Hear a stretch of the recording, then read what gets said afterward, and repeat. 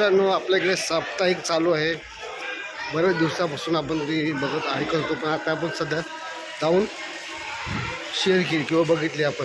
आम्हाला चांगलं वाटलं, एकदम छान आहे का. चला तुम्हाला पण दाखवतो कशी. बघा आपल्या या जीव गावातली साप्ताहिक, अखंड साप्ताहिक. चला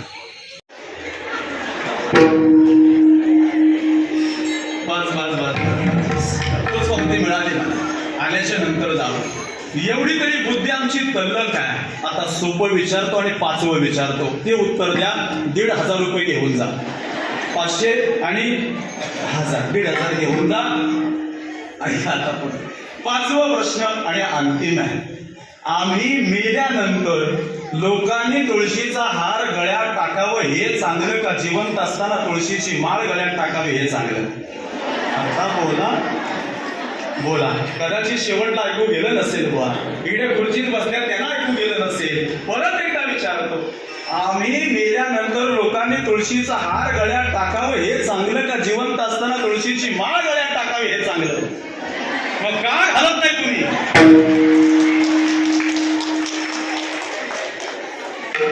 ऐका, हे माझं नाही आहे.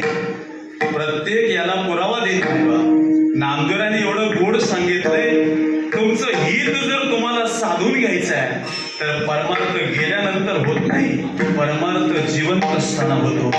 उठा उठा साधू संत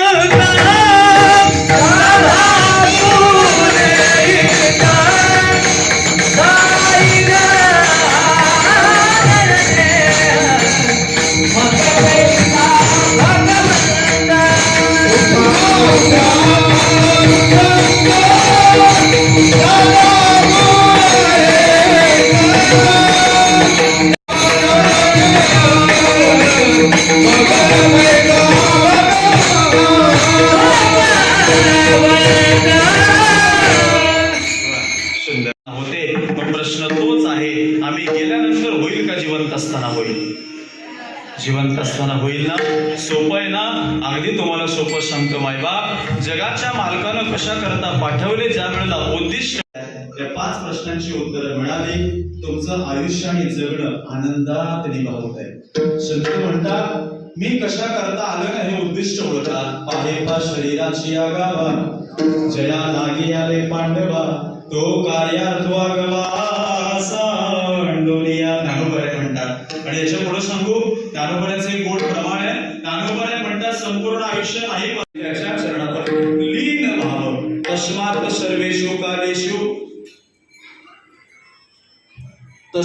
सर्वेषु कालेषु मा मनुस्मर युद्धेयच मयि अर्पितं मनोबुद्धिः मामे वैश्यस्य संशयम्. मन आणि बुद्धी या दोनही गोष्टी भगवंताच्या चरणावरती अर्पण करा आणि त्याचं सर्वस्व प्राप्त करून घ्या. ही ज्ञानोबाने वापरलेली भाषा आहे. तसं आणलंय, ते आणलेलं उसण आहे. उसणाच्या उसण परत त्याला द्यायचं. सोपं सांगू, जुहू गावामध्ये एक गरीब परिवार आहे. ऐका, एवढा गरीब परिवार आहे की पाहुणे आल्यानंतर त्यांना चहा द्यावी एवढी सुद्धा त्यांच्या घरामध्ये क्षमता नाहीये. एवढा गरीब दिला जातो. जुनी जुनतीची मंडळी आहे, त्यांना माहिती आहे पूर्वीच्या काळामध्ये गुळ आणि पाणी दिलं जायचं. आता चहा बनवली जाते. चहा नसेल तर कॉफी नसेल. शेजारणीचं घर काढलं, शेजारणीच्या घरी गेली आणि शेजारणीला तिला आवाज दिला आणि शेजारणीच्या स्वयंपाकघराच्या जवळ गेल्यानंतर ती शेजारी घरामध्ये काहीतरी काम करते आणि हिनं पाहिलं की त्या स्वयंपाकघराच्या कटड्यावरती, ओट्यावरती चहाचं भांड आहे, पण त्यात काहीतरी चहा अगोदर बनवलेली आहे. या गरीब महिलेने त्या शेजारीच्या मैत्रिणीला विचारलं, घरात पाहुणे आले, त्या पाहुण्याला चहा बनवण्याकरता एखादं भांड जर दिलंस तर माझ्याकरता खूप, त्याला साफ करते आणि चांगलं भांड म्हणून तुझ्या हातात दे. ही जी गरीब होती तिने काय करावं? तिने सांगावं, पाहुण्यांना थांबायला वेळ नाही, मी ते भांड घेऊन जाते आणि माझ्या घरी येते, त्याला स्वच्छ करते, साफ करून त्या चहा बनवते, पाहुण्यांना देते, आम्ही दोघे घेतो आणि मग पाहुणे गेले तर त्यानंतर तुझं आहे तसं परत मी आणून देईन.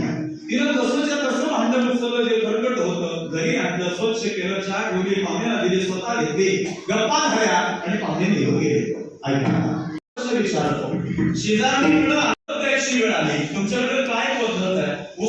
खाली देऊ नये यात काहीतरी बोला बोला दुप्पट टाकून द्यावं पण एक पण देऊ नये. काय बघताय मला आणि कळलं तुम्हाला माझं बोलणं एवढं निर्मळ भगवंतांना पाठवलंय आहे त्या अवस्थेला ठेवण्याकरता नाही. आणि याच्याकरता देवानं एक व्यक्तीची निर्मिती केली, एका साधूची निर्मिती केली आणि एका संतांची निर्मिती केली. आणि संतांना सांगितलं यांना मिळालं कशा करता ते त्यांना कळालं नाही. त्यांना समजून सांगण्याकरता तुमचा जन्म झालाय, तुम्ही यांना समजावून सांगा म्हणजे मी कशा करता आलोय ते त्यांना कळेल.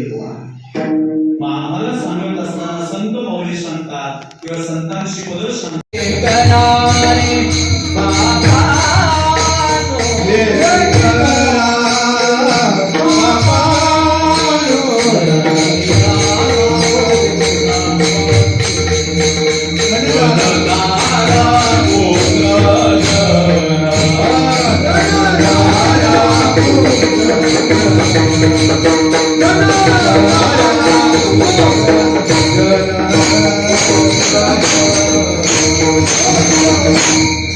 देवाचे लाडे मन एक कबीर. ते हित कशात आहे हे साधण्याकरता देव असं म्हणतात की संतांची निर्मिती झाली आणि त्या देवानं या संतांना आमच्या जवळ पाठवलं. आणि संत मुळामध्ये वैकुंठामध्ये राहतात. आम्ही वैकुंठवासी आलो याची गणनाची. आम्ही वैकुंठवासी आलो याची गणनाची. आम्ही वैकुंठवासी आलो याची गणनाची. आम्ही वैकुंठवासी आलो याची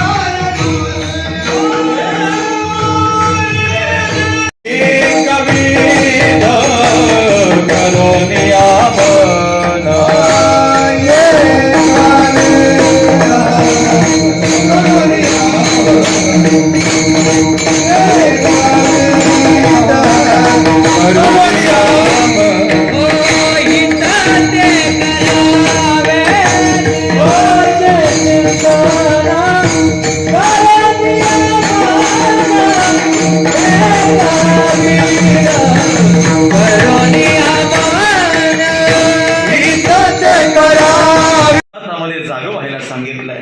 नामदेव म्हणतात की तो जाग व्हा, या सगळ्या जन्माच्या व्यथा चुकवा आणि 6 लोकांवरती आयुष्यात विश्वास ठेवू नका. किती लोक? 6 लोक. ही 6 लोक तुमच्या अवतीभोवती आता सुद्धा बसलेली आहेत. एकेकाचं नाव सगळ्यात घातक